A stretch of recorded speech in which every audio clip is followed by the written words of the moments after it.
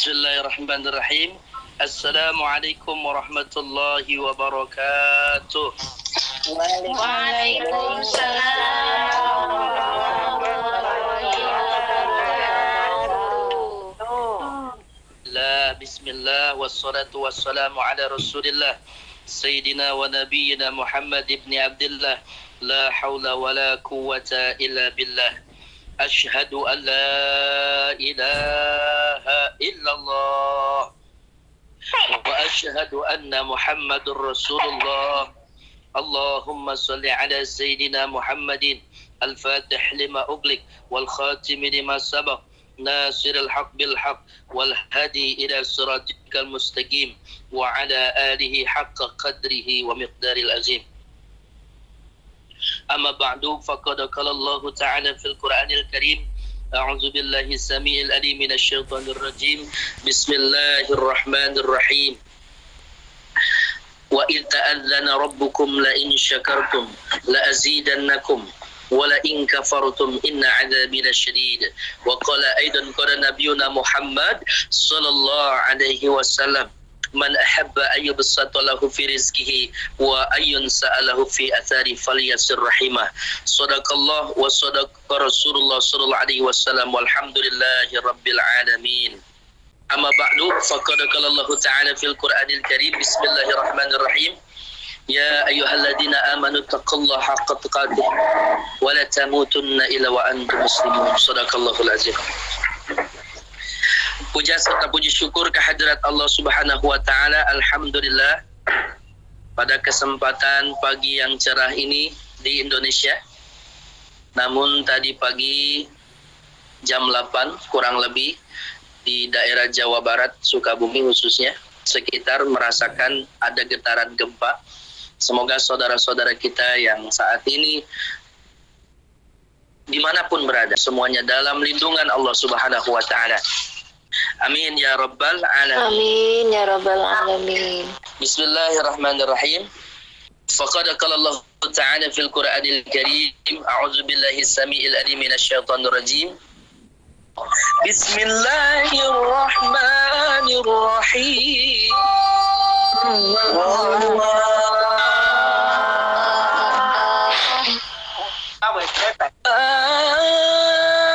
Asaba min musibatin illa biiznillah.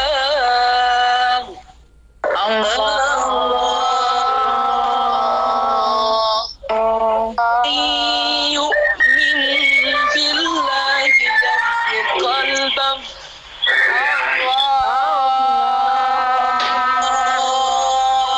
Bikulli syai'in alim.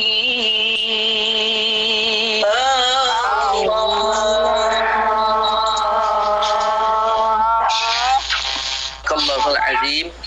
Tidak ada suatu musibah pun yang menimpa seseorang kecuali dengan izin Allah. Dan barang siapa yang beriman kepada Allah, niscaya dia akan memberi petunjuk kepada hatinya, dan Allah Maha mengetahui segala sesuatu. Al-Quran surah At-Taghabun ayat 11. Mbak, Mas, alhamdulillah kita semua sudah dalam penjagaan Allah. Merantau di Taiwan, alhamdulillah kita masih bisa ngaji online. Saudara-saudari kita masih banyak yang saat ini jangankan ngaji duduk untuk online, untuk tempat tinggalnya hancur, hartanya hilang, hal yang berharga dalam dunia tidak lagi berharga karena tertimpa musibah. Di Cianjur, Jawa Barat, gempa, dan kemarin saya ke sana, hampir setiap rumah hancur dan runtuh sama rata dengan tanah. Yang 2 lantai, yang 1 lantai, yang megah, yang sederhana, yang biasa, hancur. Dan begitu banyak cobaan, ujian, musibah yang Allah berikan kepada kita. Namun umat manusia tidak mengambil pelajaran sedikit pun, dan terkadang lupa dan masih lalai terhadap perintah Allah. Inilah yang menyebabkan musibah bertubi-tubi datang kepada kita semua, karena disebabkan dosa-dosa yang begitu banyak yang kita kerjakan di alam dunia ini. Kira-kira kita lebih banyak amal pahala apa amal dosa, Mbak? Amal soleh apa banyakan amal salah? Banyakan sedekah jariyah apa banyakan dosa jariyah? Na'udzubillah summa na'udzubillah. Ini harus kita ambil pelajaran, Mbak, Mas. Kita berada di negeri Taiwan. Saya pernah ke Taiwan, saya pernah ke beberapa luar negeri di mana banyak saudara-saudara kita yang berjuang mencari nafkah di sana. Ujiannya memang jauh dari gempa, tapi ada juga yang banjir topan, yang anginnya sangat dahsyat. Bahkan ada yang kehilangan nyawa saudara-saudari kita dalam perjuangan mencari nafkah di negeri orang. Ini yang terkena musibah. Ini penting, kita harus ambil hikmah dan pelajaran. Yang pertama, butuh nasihat apalagi buat kita semakin takut kepada Allah. Yang kedua, musibah bertubi-tubi dari mulai banjir, bandang, tsunami, gempa, kebakaran, bahkan wabah virus corona. Tetapi seakan-akan lepas dari itu hilang dan seakan-akan tidak terjadi apa-apa. Kita tidak bisa mengambil pelajaran dan hikmah. Makanya Bang Haji Roma Irama sampai ngingetin dalam sebuah syair lagunya. Apakah ini akibat kesombongan manusia?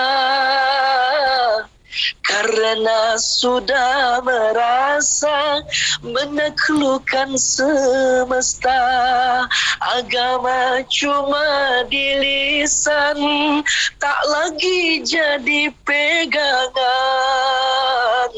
Keimanan pada Tuhan cuma berupa slogan.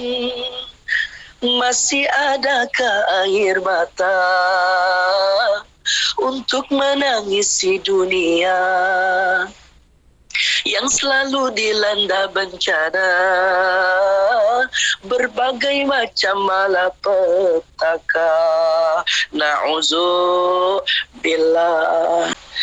Maka tadi yang ayat saya bacakan itu dalam surah At-Taghabun ayat 11. Tidak ada suatu musibah pun yang menimpa seseorang kecuali dengan izin Allah. Dan barang siapa yang beriman kepada Allah, niscaya dia akan memberi petunjuk pada hatinya dan Allah mengetahui segala sesuatu apapun. Maka dari itu kita beriman. Kalau orang beriman dikasih ujian, musibah sekalipun, dia naik derajat. Karena orang beriman sabar dan syukur. Bersabar dan syukur. Bersabar apabila mendapatkan masalah, ujian, cobaan. Bersyukur apabila mendapatkan nikmat. Maka baginda Nabi kita yang begitu sempurna akhlaknya, begitu indah kepribadiannya, ketika Jibril memberikan pilihan atau menanjakan pertolongan, wahai kekasih Allah, andaikan kau perkenankan, aku akan rubah Jabal Uhud ini menjadi emas sebagai ladang modal dakwah untuk perjuangan agama Islam. Nabi kita menolak. Tidak ya Jibril. Kenapa ya Rasulullah? Aku lebih milih satu hari aku bersabar, satu hari aku bersyukur. Maksudnya bagaimana wahai ya Rasulullah?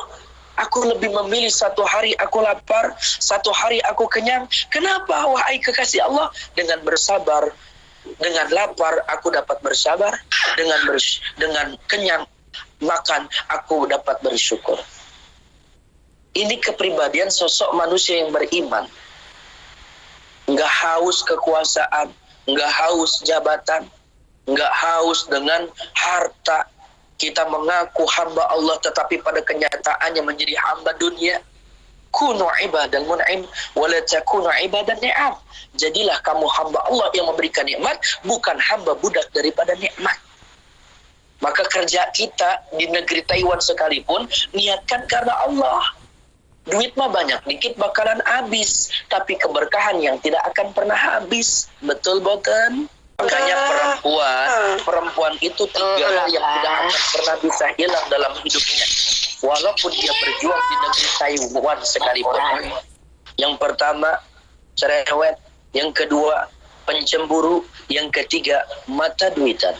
Ini paket komplit penyakit pada perempuan. Bentengnya cuma 3. Yang pertama, banyak istighfar. Yang kedua, banyak sholawat. Yang ketiga, banyak sedekah. Itu inti daripada jawaban perempuan punya penyakit 3 hal. Saya bilang cerewet karena saya nanya sama mas sehat mas? Alhamdulillah Ustaz. Alhamdulillah sehat. Selesai. Coba nanya sama mbak sehat mbak? Alhamdulillah Ustadz, orangnya sehat, cuma kantongnya aja bokek. Kerja di Taiwan sekarang mah Ustadz susah, beda seperti dulu. Apa-apa sekarang menjadi mahal Ustadz. Di Indonesia juga transferan jadi susah. Belum lagi kebutuhan anak sekolah, belum tanyanya satu kata, jawabnya riwit 100 suami saya memang begitu Ustadz. Gimana caranya Ustadz? Ya Allah Mbak, saya nanya gimana kabarnya, kenapa Mbak jawabnya kemana-mana? Begitulah perempuan mas. Makanya aman perempuan kalau cerewet. Di rumah itu aman dari begal maling. 24 jam cerewet aja kerjaannya. Jangan banyak cerewet, banyak istighfar. Yang kedua, pencemburu. Cemburu itu buah cinta, tapi cemburu buta itu bahaya. Cemburu itu buah cinta, cemburu buta itu bahaya. Percayakan aja sama Allah. Ya Allah, aku titipkan suamiku dalam perjuangan mencari nafkah. Ya Allah, aku titipkan istriku dalam perjuangan mencari nafkah. Ya Allah, damaikanlah hatiku dengan ketentuanmu. Ya Allah, jauh di mata, selalu dekat di hati. Ya Allah, ya Allah. Begitu dong. Ini cemburu, akhirnya kekerasan dalam rumah tangga, berburuk sangka. Kita sebagai suami, mas, yang mendengar tausiah saya, yang mendengar saya berbicara, ini nasihat buat diri saya. Mbak dengerin dulu ya mbak, ini saya nasihatin diri saya dan juga nasihat buat mas. Wanita itu senangnya dicintai, bukan dicaci maki. Kalau hai kau para suami tidak bisa membuat istrimu bahagia, janganlah membuat istrimu meneteskan air mata. Hai para suami, kalau engkau tidak bisa memuja, janganlah engkau mencela. Kalau engkau tidak bisa memuji, janganlah engkau mencaci. Karena istrimu adalah amanah Allah yang memiliki tanggung jawab dalam diri hidupmu, dalam rumah tangga. Hak dicintai, hak disayangi, hak dinafkahi. Maka perempuan itu seperti jantung. Ketika jantung berhenti berdetak, maka seisi rumah tangga hilang keberkahannya. Maka cintailah istrimu, sayangilah istrimu, hormatilah istrimu, manjailah istrimu. Engkau apapun jabatannya, artiskah engkau, pejabatkah engkau, pemimpinkah engkau, orang kayakah engkau, sultankah engkau, rajakah engkau, ustadkah engkau, kiaikah engkau, habib sekalipun engkau, tetap catatannya tidak diperbolehkan menyakiti hati wanita, tidak diperbolehkan menyakiti perasaan wanita, tidak diperbolehkan menyakiti fisik wanita. Betul boten mbak? Hidup ibu-ibu. Kafa bil mar'i isman ayyadai amma yakut. Karena dosa besar seorang suami yang menyanyiakan apa yang menjadi tanggung jawabnya istri, tanggung jawab suami. Jangan sampai suami main fisik, pukul, bahkan kekerasan dalam rumah tangga. Ternyata mas, kekerasan dalam rumah tangga pelakunya bukan hanya suami, istri juga bisa melakukan kekerasan dalam rumah tangga. Buktinya ada perempuan tengah malam suaminya terlelap tidur, langsung dia ambil martil dan palu, dia getok tuh di pala suaminya, maka dimartil pala suaminya hingga berdarah dan pecah. Maka ditangkap sama polisi, kemudian diwawancarain, apa modusmu membunuh suamimu? Karena suamiku pelit, cuma ngasih duit sebulan 50.000 rupiah. Akhirnya ditangkap sama polisi, suaminya diketok palanya sama palu. Makanya mas yang pelit, catatan dari saya, nanti malam kalau mau tidur pakai helm. ini bercanda ya.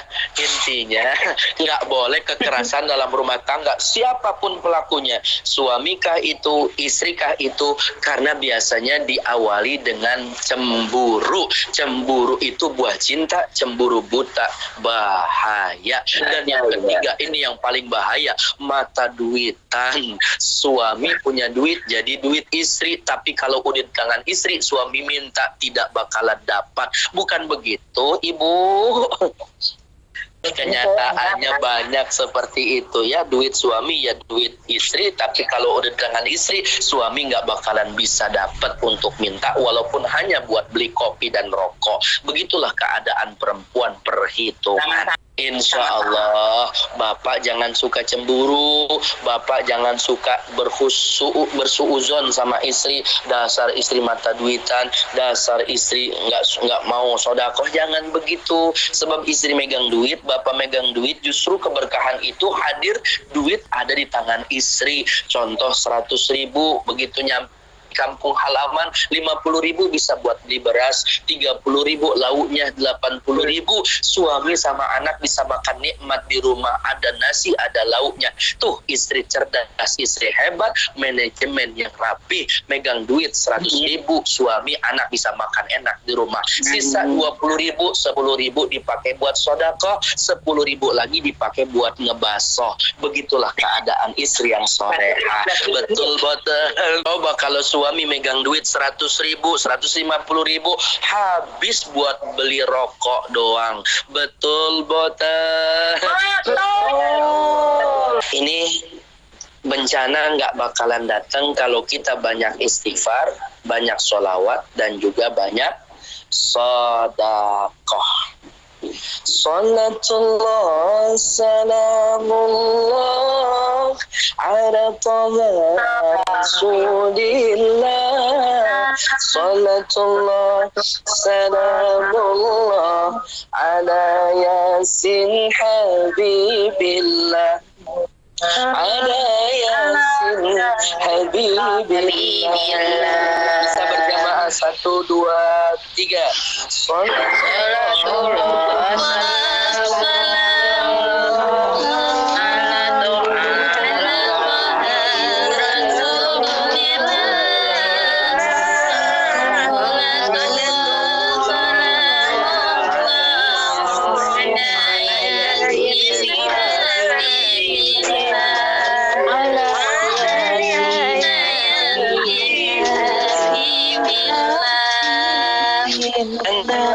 kalian jadi orang pelit, karena orang pelit jiwanya sakit, matinya bakalan dihimpit, nanti di alam kubur bakalan dijepit, di alam kubur bakalan dijepit.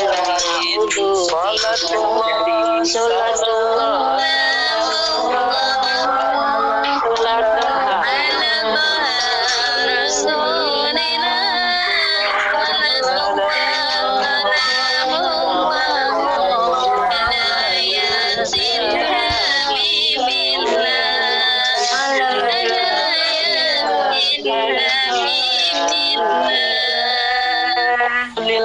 awake sehat, alhamdulillah awake kuat. Derek majlis kita bersolawat, berkah solawat uripe nikmat, berkah solawat uripe nikmat. Salatullah salamullah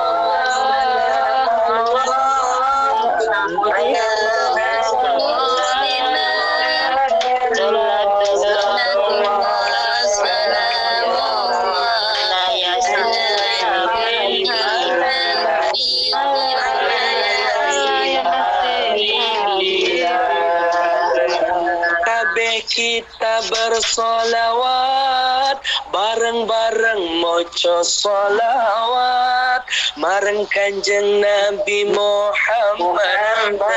Solawat musibah minggat, berkah solawat salawat musibah.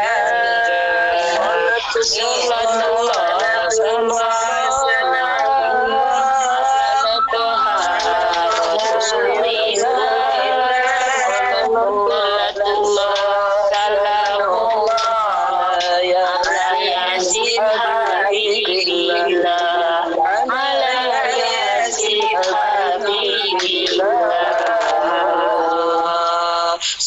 ala Nabi Muhammad.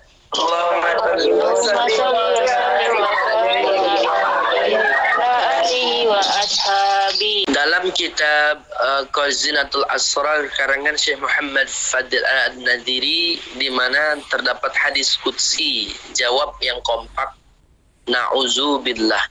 Jawab yang kompak, na'udzubillah.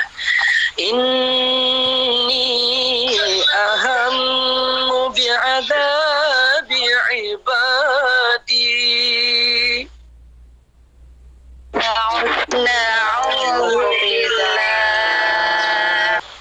Sesungguhnya aku akan turunkan musibah, sesungguhnya aku akan turunkan bencana. Falamma ra'aita ummaram masjidi.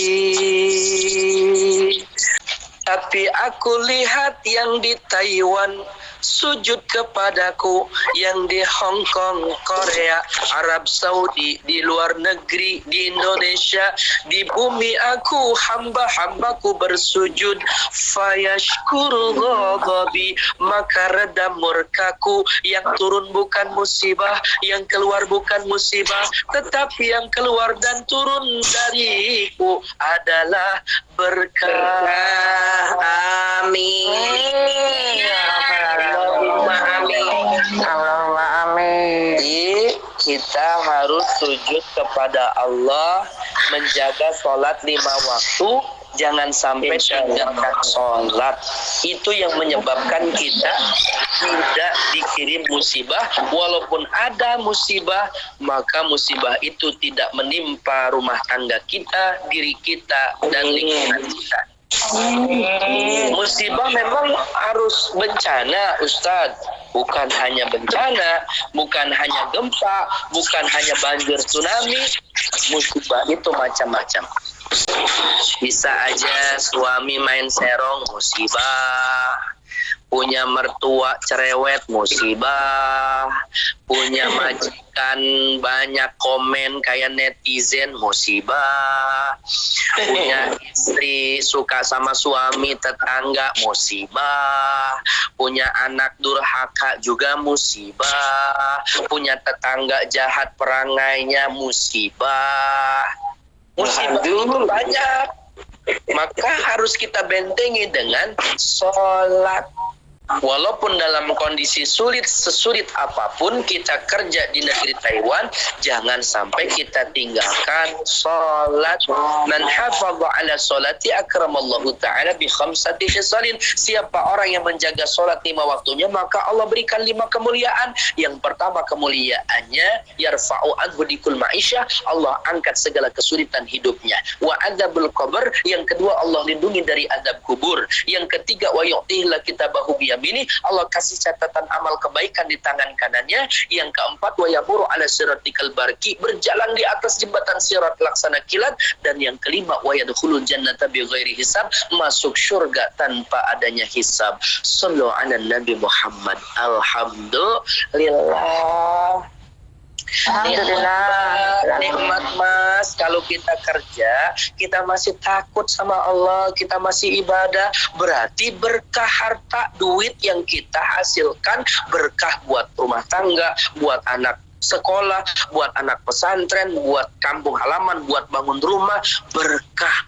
Karena kita ibadah, walaupun negeri Taiwan kita berada jauh dari rumah tangga, tetapi berkah. Kenapa? Karena kita sholat. Maka jangan pernah tinggalkan sholat dalam kondisi sesulit apapun. Insya Allah bersama kesulitan ada kemudahan. Yang penting yakin. Gelem ora gelem kudu gelem. Insya Allah. Terlalu sibuk Ustaz, akhirnya sering lalai, sering ketinggalan. Subuh kesiangan, zuhur kerepotan, asar di perjalanan, maghrib kecapean, isya main pes bukan, isya main pes bukan, syalalalala pre. Alhamdulillah. Walau sesulit apapun sholat kepada Allah. Amin ya rabbal alamin. Amin ya rabbal alamin. Masa di handphone kita online, tapi sama Allah nggak mau online. Ketika kita bersandar sama majikan, majikan kita kaya, jatuh miskin, kita ikut bangkrut. Kita bersandar sama orang pemimpin, jabatannya tinggi, turun jabatan, kita pun ikut menjadi turun jabatannya. Kita bersandar sama tembok kokoh, dihantam banjir, gempa, hancur dan runtuh, kita pun ikut rubuh. Tetapi ketika kita bersandar kepada Allah, Allah Maha Kuat dan menguatkan, dan Allah tidak akan pernah roboh dan tidak akan pernah hancur. La quwwata illa billah, karena Allah yang Maha Kuat. Jadi sandaran kita hanya sama Allah. Cukup kita jauh dari keluarga, jauh dari anak, jauh dari orang tua, jauh dari suami, jauh dari istri, tapi jangan pernah jauh dari Allah. Karena ketika kita jauh dari Allah, maka ada bencana, bukan musibah, bukan berkah, tetapi yang hadir musibah. Awwalu ma yuhassabu bihil abdu as-shalah, karena amalan yang pertama kali dihisab nanti ketika kita mati adalah salat. Jangan pernah tinggalkan salat. Orang yang rajin salat itu ada 3 dalam hatinya. Yang pertama sidqul qauli, perkataannya jujur. Yang kedua lainul qalbi, hatinya lembut. Yang ketiga tarikul ma'ashi, dihindari dari segala perbuatan zina dan maksiat. Maka orang yang rajin sholat khusyuk, beruntung hidup dunia akhiratnya. Maka sholatnya khusyuk. Maka yang pertama sidqul qauli, perkataannya jujur. Orang kalau perkataannya jujur indah. Mbak senang nggak kalau punya suami jujur? Kira-kira Mbak lagi pulang kampung halaman, tiba-tiba dari belakang Mbak dipeluk sama suami Mbak, Masya Allah. Makanya para suami, istri yang sering dipeluk sama suaminya, mukanya glowing, awet muda. Mana mungkin selimut tetangga hangati tubuhku dalam kedinginan, malam-malam panjang di setiap tidurku selalu kesepian. Alhamdulillah, alhamdulillah. Dengar ya, dengar Mbak, dengar Mas. Suami kasih surface, perkataannya jujur sama istri, kemudian dicium pipi istrinya, dibisikan kalimat sayang, Mama, my darling, I love you. Tadi Papa sudah transfer ya 5 juta, dompet Mama kosong ya, ini Papa lain 1 juta, ini buat kedap Mama sakinah setengah. Kata suaminya, tapi bohong. Maka cerminan orang yang rajin ibadah kepada Allah, jujur perkataannya, tidak pernah bohong, dan dia senang menyenangi hati orang lain. Yang kedua, lainul qalbi, hatinya lembut. Hati lembut itu ketika melihat orang lain susah, dia ikut merasakan susah, nggak mudah terprovokasi. Ini kan yang ada gampang emosi. Teman majikannya baik, dia make koyo 4, pusing palanya.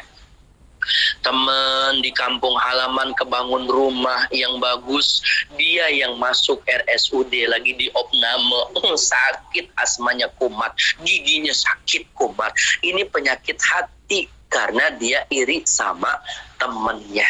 Rezeki itu beda-beda. Seperti Mbak pakai kerudung beda, pakai gamis beda. Ada yang warna hijau, ada yang warna ungu, ada yang warna biru, ada juga yang 4 kali bayar. Betul ya Mbak? Ikan gabus mati telentang. Biasanya kerudungan dan seragam bagus itu boleh ngutang. Nggak apa-apa, itu beda-beda. Seperti Mbak kalau lagi ngaji, ada yang kegerahan, begitu kegerahan, kekebat, ternyata nunjukin gelang sama cincinnya. Selebar jari, jari telunjuk, jari tengah, jari manis, ada cincinnya. Ada teman Mbak yang nggak bisa kebeli, jangankan cincin, ada di gelang anting kalungnya. Satu-satunya cuma hadiah kewaji, itu pun gelang karet. Rezeki beda-beda. Ada yang make namanya bedak, mereknya yang halal Wardah, mereknya luar negeri mainnya belin Oriflame, Panbo, Tulji dan Jepluk, harganya sampai 700.000.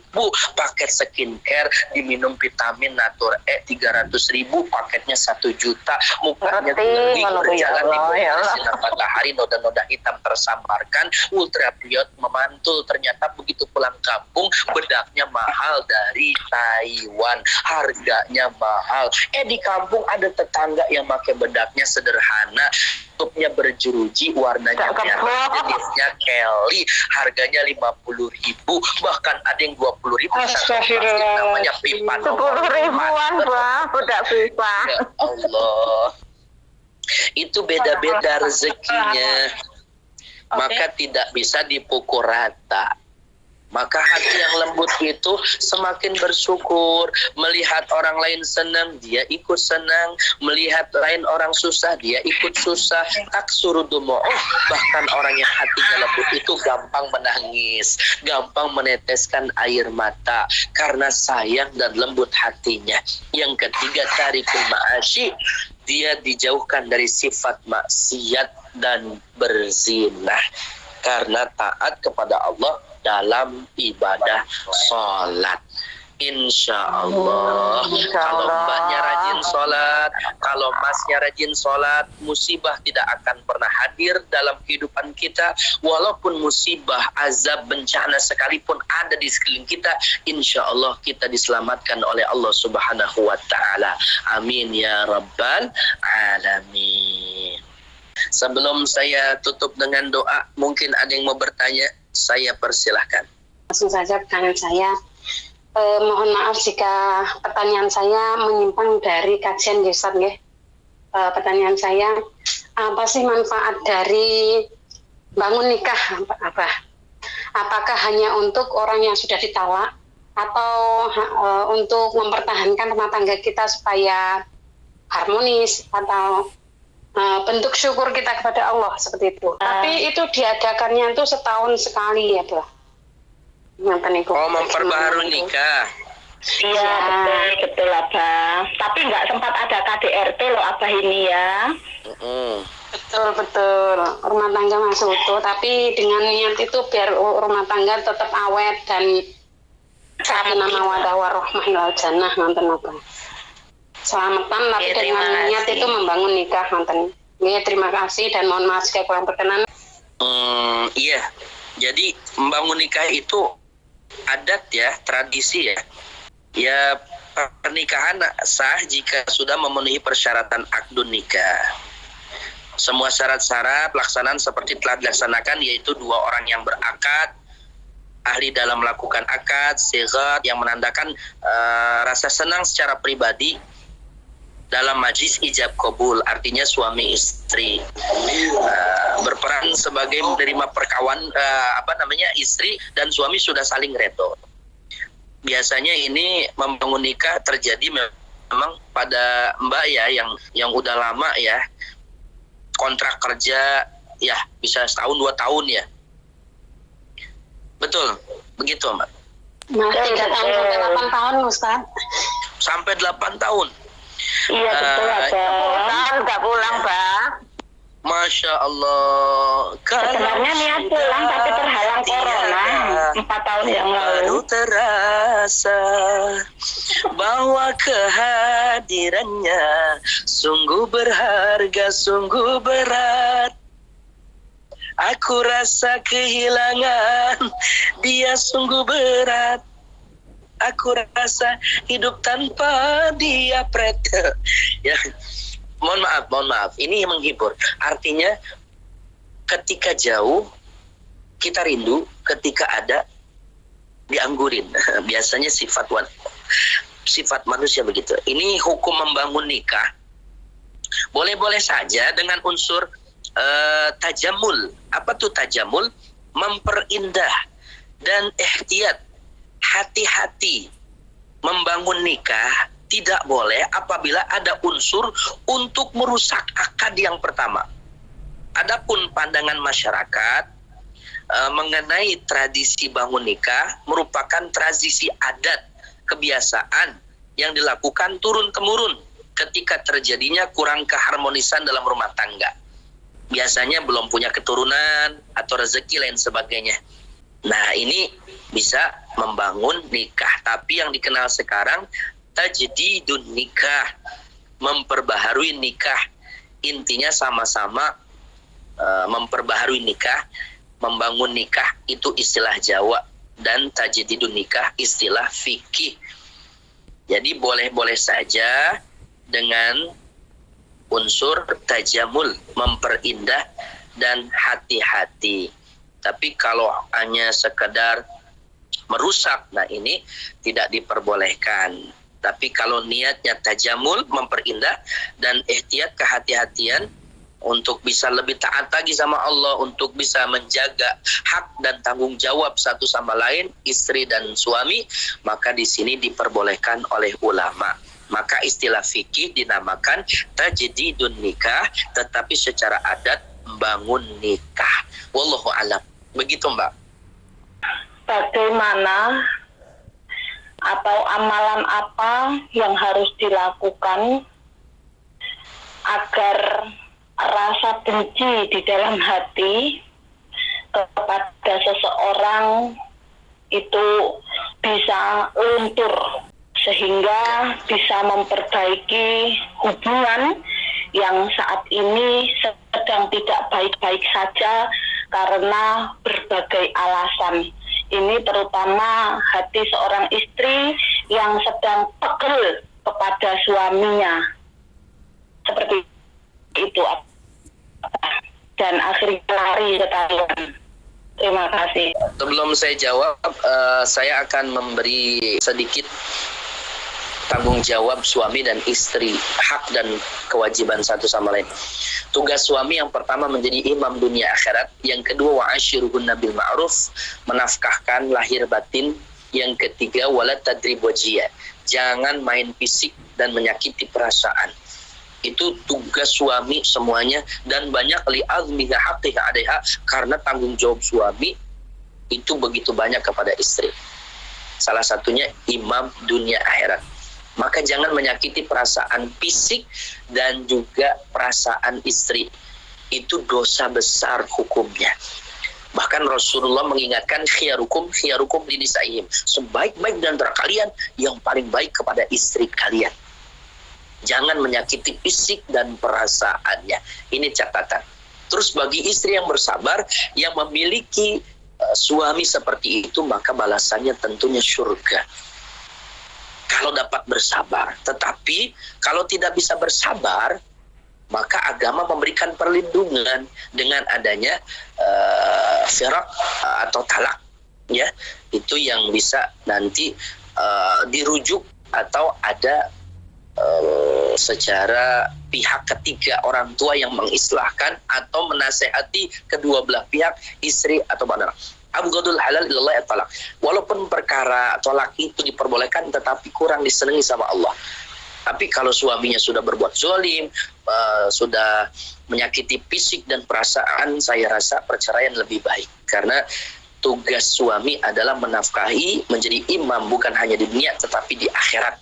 Jadi dipertanggungjawabkan apa yang dia perbuat di alam dunia, baik kepada istri dan anak-anaknya.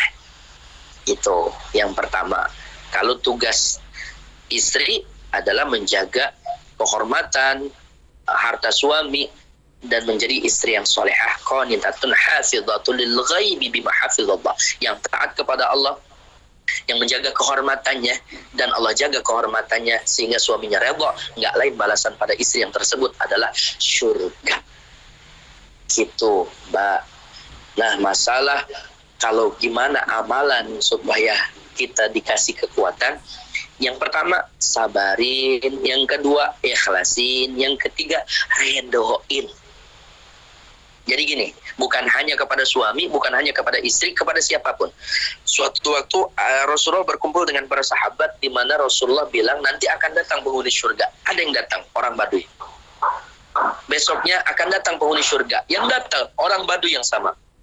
Besoknya akan datang penghuni surga, yang datang orang Baduy yang sama. Maka sahabat merasa cemburu, akhirnya dia alasan diusir sama orang tua untuk bisa nginep di orang Baduy. Apa sih amalan orang Baduy ini sehingga dijamin masuk surga Rasulullah? Malam pertama, malam kedua, malam ketiga tidak ada yang istimewa. Amalan ibadahnya biasa-biasa aja. Akhirnya ditanya, saya nggak berantem sama orang tua, saya nggak diusir sama orang tua, cuma saya mau nginep di rumahmu, pengen tahu apa amalanmu. Ada apa ya? Engkau dijamin masuk surga oleh Rasulullah. Menangis orang Baduy itu. Menangis, bangga, terharu. Apa amalanmu orang Baduy sehingga engkau dijamin masuk surga oleh Rasulullah? Aku nggak punya amalan seperti engkau lihat. Aku tidak bangun malam. Aku tidak seperti orang ahli ibadah. Aku bukan orang yang banyak amalan khusyuk. Terus coba engkau ingat-ingat amalanmu yang rutin, yang tidak terputus sampai detik ini engkau amalkan. Oh iya, aku ingat. Sebelum aku tertidur, aku berazam kepada Allah dan aku bilang kepada Allah, aku maafkan segala kesalahan orang-orang yang menyakiti aku, orang-orang yang menzolimiku, orang-orang yang jahat kepadaku, baik yang aku kenal, orang yang dekat, orang yang jauh, orang yang tidak aku kenal, orang yang aku pernah lihat, orang yang tidak pernah aku lihat. Aku maafkan dan aku redha terhadap kesalahan mereka dan aku lapangkan hatiku untuk memaafkannya. Maka dijamin oleh Rasulullah dia masuk surga. Jadi itu amalannya, ikhlasin, sabarin, redoin. Banyak istighfar, banyak sholawat, banyak sodakoh. Begitu. Wallahu a'lam bil murad. Ya Mbak. Begini Pak Ustadz, mungkin masalah pribadi nggih. Sebelum saya bercerai sama suami itu kan, sebelum berangkat ke Taiwan itu sudah nggak baik-baik aja ya Pak Ustadz ya. Tapi si suami diminta cerai nggak mau cerai. Tapi setelah saya terbang ke Taiwan 7 tahun yang lalu, baru beberapa bulan si suami di sana nikah Pak Ustadz tanpa sepengetahuan saya. Terus saya yang di sini ya oke lah, kalau jalan kamu seperti itu, saya yang ambil keputusan gitu. Terus saya cerai dari sini, udah beres, malah di sananya bubaran gitu Pak Ustadz. Jadi di sana kan nikah siri, jadi udah hancur, udah ditinggalin begitu aja setelah saya sama suami ini resmi tok palu.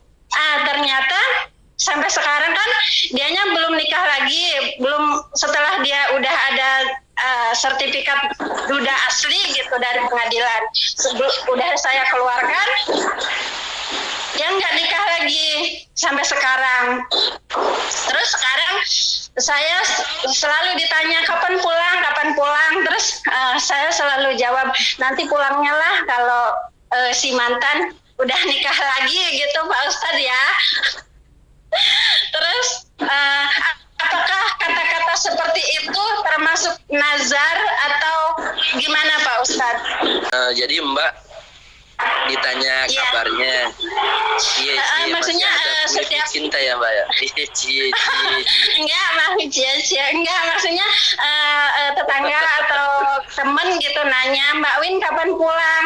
Terus saya selalu jawab nantilah kalau mantan udah nikah baru saya pulang, karena sekarang mantan itu dengar-dengar gitu ya. Terus yang saya rasakan juga ada gitu, mereka dari pihak keluarga sana itu nggak terima atas keputusan yang saya ambil. Saya talak itu mereka nggak terima, padahal mereka yang zalim kepada saya gitu. Selingkuh, nikah tanpa sepengetahuan saya.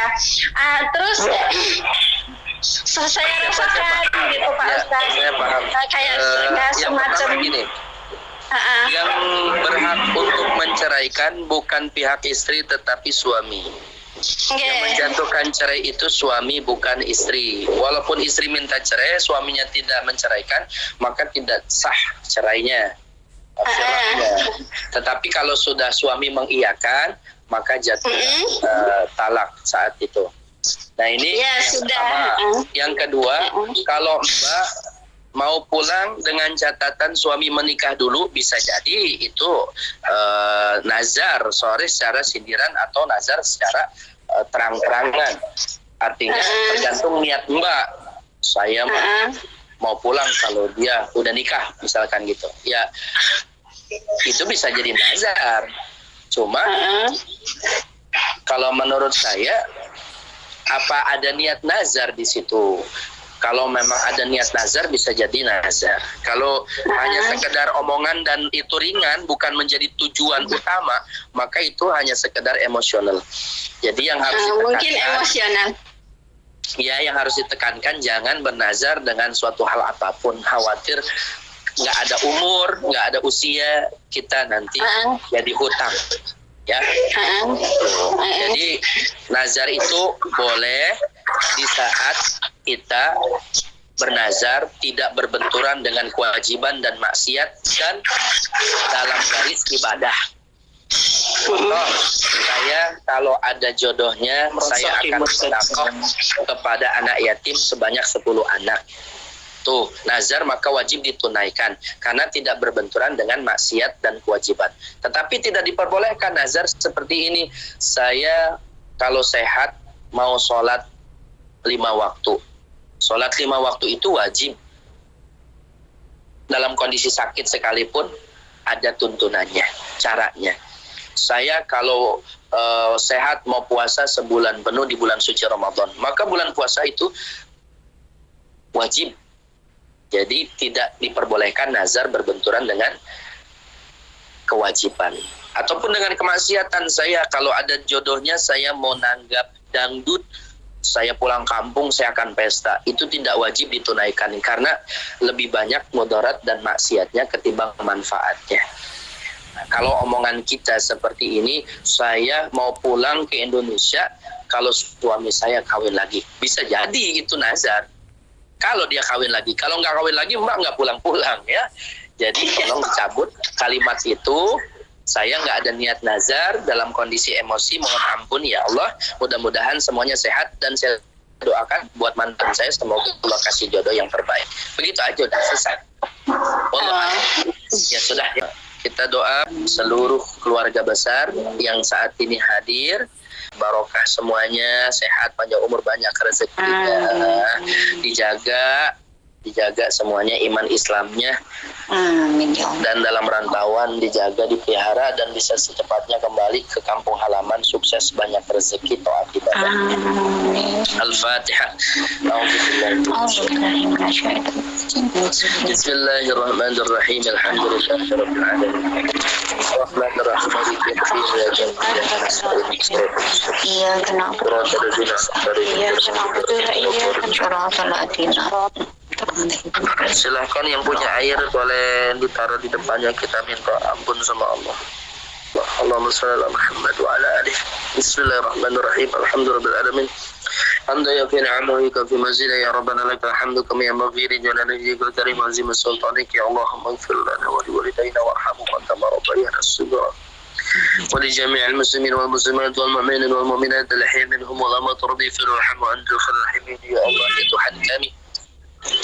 Saat ini kami bersimpuh di hadapan-Mu ya Allah. Kami punya salah, kami punya dosa, kami punya kesalahan dan banyak sekali kealfaan. Ampuni dosa-dosa kami, ampuni segala kealfaan dan kesalahan kami. Ya Allah ya Tuhan kami, sungguh kami termasuk ke dalam golongan orang yang beruntung tatkala doa-doa kami, keluh kesah kami Engkau terima saat ini juga ya Allah. Engkau jawab doa-doa kami ya Allah, Engkau perkenankan segala hajat kami ya Allah. Tapi kami termasuk ke dalam golongan orang-orang yang rugi ya Allah. Niscaya doa-doa kami saat ini kami munajatkan Engkau tidak menerima ya Allah. Ya Allah golongkan kami sebagai Astaghfirullahaladzim. Astaghfirullahaladzim. Kita beristighfar bersama-sama, Mbak. Mohon ampun sama Allah. Mari sama-sama kita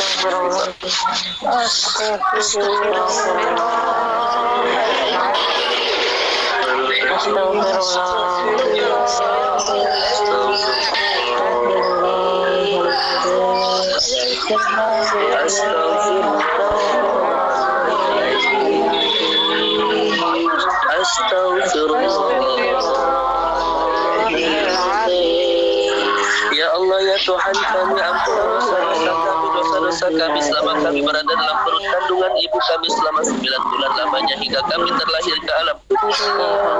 Masa kecil kami, masa remaja kami, masa dewasa kami, dan ini saat ini kami berdoa di majelis ini. Ya Allah, ampuni dosa kami, ampuni segala kesalahan kami. Dalam ibadah sholat kami masih lalai, dalam perkara ibadah kepada-Mu ya Allah banyak sekali yang kami tinggalkan. Ampuni dosa kami, ampuni segala kesalahan kami. Ya Allah, terimalah doa dan keluh kesah kami. Kuatkan iman Islam kami, kuatkan iman Islam kami. Kami berjuang di negeri Taiwan ini ya Allah. Jangan Kau wafatkan kami di negeri ini. Amin, amin ya Allah. Andaikan Kau takdirkan kami wafat ya Allah, kami bisa kembali ke tanah air kami, kami bisa berkumpul dengan keluarga kami, dengan orang tua kami, dengan kerabat kami di kampung halaman kami ya Allah. Engkau wafatkan kami semua dalam keadaan husnul khatimah, sebaik-baiknya kematian. Amin ya Rabbal alamin ya Allah. Jangan Kau wafatkan kami di negeri ini ya Allah. Begitu banyak contohnya saudara-saudara kami yang telah Kau panggil di negeri ini ya Allah. Musibah, ujian, cobaan dalam pekerjaan dan lain sebagainya ya Allah. Ampuni dosa-dosa kami, ampuni segala kesalahan kami ya Allah.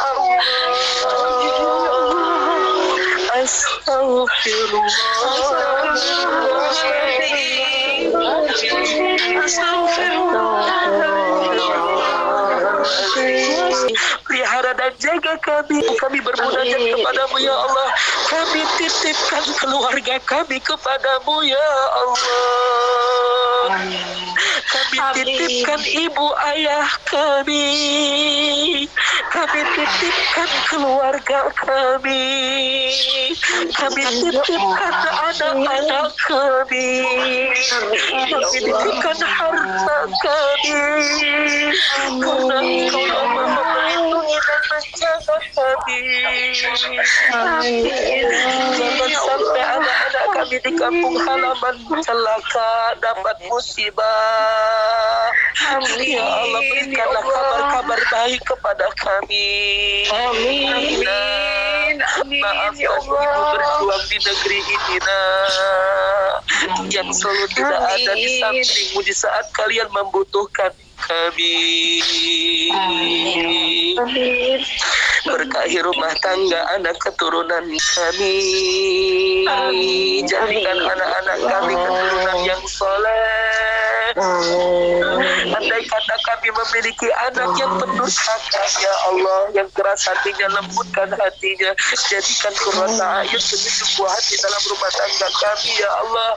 Berkahi kesehatan buat anak-anak kami, panjangkan umur yang sukses dunia akhiratnya, berkah rezekinya, berkah jodohnya, berkah lingkungannya, berkah kehormatannya, berkah ilmu amalnya, berkah iman takwa dunia akhiratnya. Rabbana hablana minas sholihin. Ya Allah, kami titipkan orang tua kami, ibu, ayah, maafkan kami yang belum bisa menjadi anak yang soleh dan solehah, yang tidak selalu ada di saat kalian membutuhkan kami. Ridhonya Allah, ridho orang tua, murkanya Allah, murka orang tua. Mungkin ada di antara kita yang ibunya, ayahnya sudah meninggal dunia. Di antara kita belum sempat menziarahi kuburannya. Mungkin ada di antara kita yang punya ayahnya di kampung halaman dalam kondisi sakit, terbaring sakit, atau berada di rumah sakit, atau banyak mengeluh sakit. Ibu, maafkan anakmu ini, Ibu. Ayah, maafkan anakmu ini, Ayah. Hadirkan wajah beliau. Salam rindu untuk beliau. Karena ridhonya Allah, ridho orang tua kita. Murkanya Allah, murka orang tua kita. Mbak, Mas, bisa jadi masalah yang saat ini sedang kita hadapi dan masalahnya begitu berat. Itu sebab dosa kita yang belum sempat kita mohon ampun kepada Allah. Dan kita lupa mencari ridho dari orang tua kita. Mungkin ada di antara kita yang membantah perintah mereka. Nah, pulang nah, ibu kangen sama kamu nah. Nanti mah tanggung, belum beres habis kontrak. Ya Allah, banyak alasan. Apakah kita bisa menjamin ibu ayah kita panjang umurnya dan kita masih bisa ketemu di hari esok? Mungkin bisa jadi saat ini mereka rindu di situ. Itulah mereka menandakan bahwa usia mereka tidak panjang lagi. Apakah kita siap ditinggal mereka? Saat ini kita masih bisa meredoin. Ibu, doain aku berjuang di negeri ini. Ibu, doakan aku, doanya mustajab. Air matanya laksana mutiara yang bisa memberdukan arus dan beserta langit terbuka. Pintunya terjabah, doanya mustajabah. Ibu dan ayah kita, kalau beliau sudah wafat, tertutup pintu keberkahan kita. Kalau ada di antara kita yang seringkali membantah perintah ibu dan ayah, istighfar. Kalau ada di antara kita yang suka berpikiran mungkin lantaran duit kita transfer uang itu cukup membahagiakan mereka, istighfar. Yang dibutuhkan mereka bukan uang, bukan hanya transferan, bukan hanya keberadaan kita, tetapi yang dibutuhkan mereka adalah di mana mereka diurusi di masa usia mereka yang telah tua. Ibu, maafkan anakmu ini yang tidak lagi bisa bersamamu di saat engkau membutuhkan kami. Ibu, ayah, maafkan kami yang tidak lagi bisa melayani ayah. Ya Allah, berkahi usia ibu ayah kami, sehatkan beliau, panjangkan umur beliau, izinkan kami bisa memberangkatkan beliau ke tanah suci-Mu dalam ibadah haji dan umroh. Ya Allah, izinkan ya Allah kami bisa membahagiakan beliau. Lihat baik-baik senyumnya yang indah, tatapan matanya yang dingin dan sejuk. Begitu banyak tanda-tanda kematian menghampiri beliau. Lihat rambutnya perlahan mulai banyak putih, itu tanda kematian. Senyumnya, pipinya yang mulus kini berkerut, itu tanda kematian. Matanya yang jelas memandang kini sudah mulai rabun, itu tanda kematian. Giginya yang rapi perlahan mulai banyak yang bolong, itu tanda kematian. Pendengaran yang jelas kini sudah mulai kabur, itu tanda kematian. Jalan yang gagah kini mulai terengah-engah, bahkan beliau terbaring sakit. Itu tanda-tanda kematian yang menghampiri semakin dekat. Ya Allah, jangan Kau ambil nyawa ibu ayah kami sebelum kami bisa membahagiakan beliau. Andaikan Engkau takdirkan kematian itu lebih baik, ya Allah, untuk ibu dan ayah kami di majelis ini, kami mohon kepadamu, ya Allah, jangan Kau ambil nyawa ibu ayah kami kecuali wafatnya beliau dalam keadaan husnul khotimah. Wafatnya beliau dalam keadaan berwudu, terpancarkan cahaya hamba-Mu yang soleh. Bibirnya pun tersenyum, matanya tertidur pula seperti mimpi-mimpi penuh dengan keindahan. Beliau sedang sujud kepadamu, ya Allah, dalam ibadah haji, umroh, dalam ibadah wajib, sunnah, dalam ibadah perkara yang indah, dan keluar kalimat yang indah, la ilaha illallah, la ilaha illallah. La ilaha illallah Muhammadur Rasulullah. Jangan kau wafatkan ibu ayah kami dalam keadaan su'ul khotimah, kematian yang begitu sakit dan menyakitkan karena merasakan dahsyatnya sakit sakaratul maut. Wajahnya hitam lebam, legam, mata yang melotot, mulut yang terbuka hingga mengeluarkan kalimat hinaan, cacian, makian. Tidak dalam kondisi beribadah, jauh dalam kondisi ibadah. Andai kata ada di antara kami ibu, ayah, kakek, nenek, guru, kerabat, saudara, tetangga, kerabat, siapapun orang yang kami kenal, bahkan termasuk kami, ya Allah, jangan kau ambil nyawa kami dalam keadaan mati su'ul khotimah, ya Allah.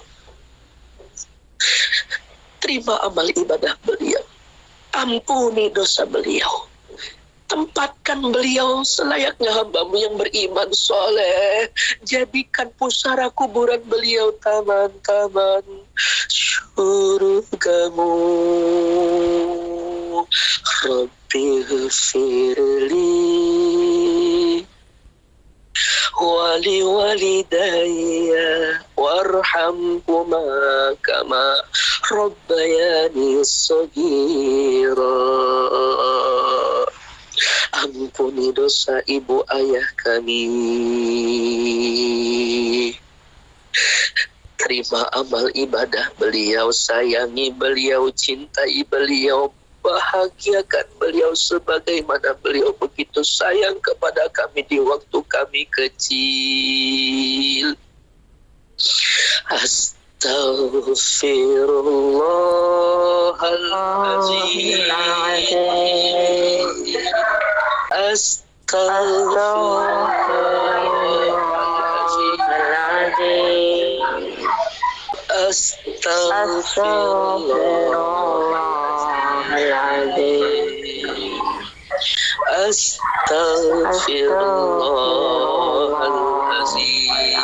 Doakan ibu dan ayah kita, mohon kepada Allah. Rabbighfirli wali walidayya warhamhuma kama rabbayani.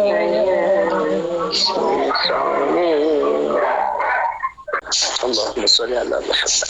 Silakan Mbak minta sama Allah, mohon ampun sama Allah, doakan siapapun ada di antara kita saat ini yang sedang sakit. Wa anta syafi'ul syifa ila syifa'u syifa'an la yughadiru saqaman. Silakan doa kepada Allah, awali istighfar dan shalawat. Astagfirullah, Allahumma shalli ala Muhammad. Al-Fatihah.